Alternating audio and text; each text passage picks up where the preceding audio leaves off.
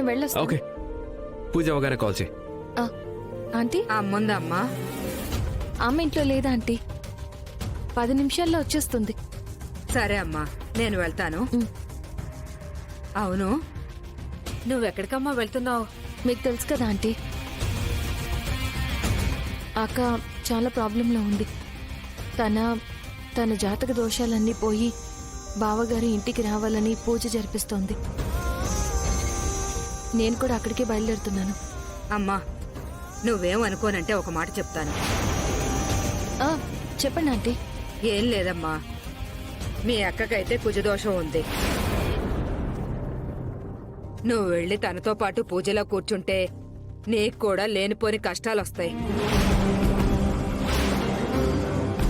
ఏం మాట్లాడుతున్నారు మీరు? పూజలో కూర్చుంటే కష్టాలు రావడం ఏంటి?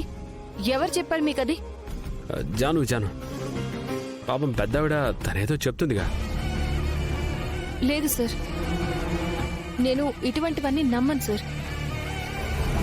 మా అక్క పూజకి నేను వెళ్లాల్సిందే. నీకు మీ అక్క అంటే ప్రేమ ఉండొచ్చు, కానీ మీరిప్పుడిప్పుడే సంతోషంగా ఉంటున్నారు. నేను మీ మంచి కోరి చెప్తున్నాను, ఆ తర్వాత మీ ఇష్టం.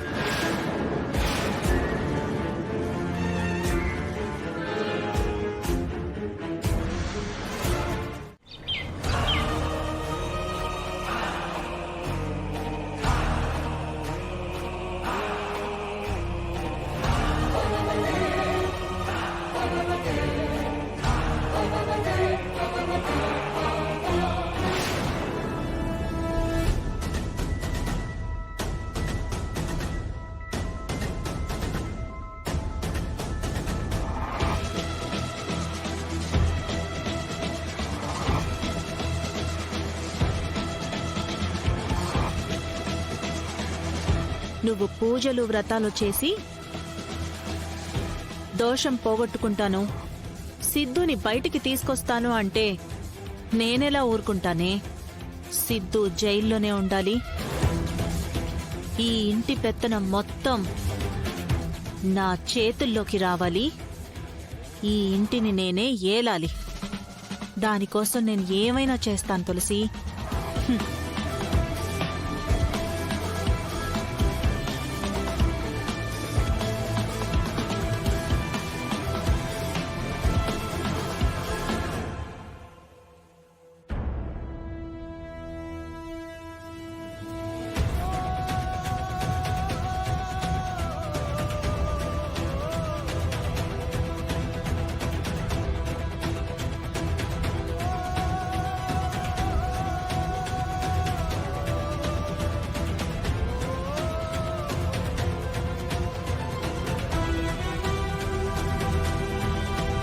తులసి పూజ స్టార్ట్ చేస్తుంది కదా,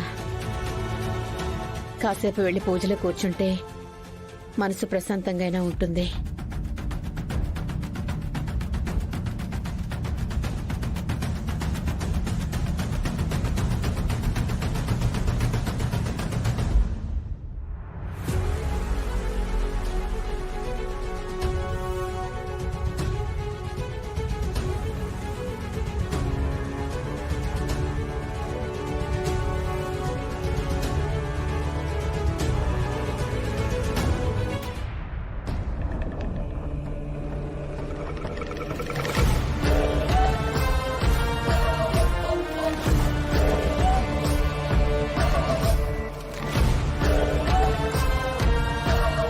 విశాలా, ఎక్కడికి వెళ్తున్నావు? అది కింద తులసి పూజ చేస్తోంది కదండి, పూజలో కాసేపు వెళ్లి కూర్చుందామని. విశాలాక్షి, అసలే నీ ఆరోగ్యం బాగాలేదు. ఇప్పుడు నువ్వు అక్కడికి వెళ్ళటం అవసరమా? లేదండి, దైవనామస్మరణ చేసుకుని వచ్చేస్తాను. దైవనామస్మరణ అయితే మన పూజ గదిలో హాయిగా చేసుకో. దానికి నువ్వు అక్కడికి వెళ్లాల్సిన అవసరం లేదు. అయ్యో, అది తులసి పూజ, తనే చేసుకొని. దేవుడి దగ్గర కూడా తను మన ఏంటండి, తను పూజ చేస్తోంది మనందరి మంచి కోసమే కదా. అదేం కాదత్తయ్య, మనకి చెప్పట్లేదు కాని తను చేసే పూజ మన కోసం కాదు, తన కోసమే. ఏంటి నీలిమా నువ్వనేది? అవునత్తయ్య, తనకున్న జాతక దోషం పోవాలని శాంతి పూజ చేస్తూ దానికో కొత్త పేరు పెట్టింది. కాని తులసి చేస్తుంది కుజదోషం పూజ. అంత తేలిగ్గా పోదు కదా.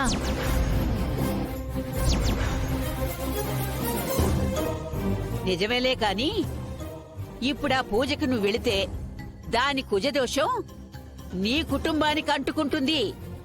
అయ్యో అది కాదత్తయ్య, నేను చెప్పే ఏయ్! ఇదిగో నీ మేలు కోరే చెప్తున్నాను. ఇప్పటికే మనకి జరిగింది జరుగుతున్నది చాలు. నువ్వు వెళ్ళి దాని పక్కన కూర్చుని మళ్ళీ నువ్వు కొత్త సమస్యను తీసుకురావద్దు. అసలే నీ ఆరోగ్యం బాలేదు. అది కాదత్తయ్య, ఒక్క 10 నిమిషాలు కూర్చొని వచ్చేస్తాను. ఏయ్, చెప్పేది నీకు కాదా? ఒక్కసారి చెప్తే అర్థం కాదా? నువ్వు వెళ్ళి రెస్ట్ తీసుకో. ఆరోగ్యం బాగోలేదు కదా, పడుకోపో. అత్తయ్య నా మాట విన. ఏ నీల్మా, మీ అత్తని తీసుకెళ్ళవే. అలాగే బామ్మ. వెళ్ళు.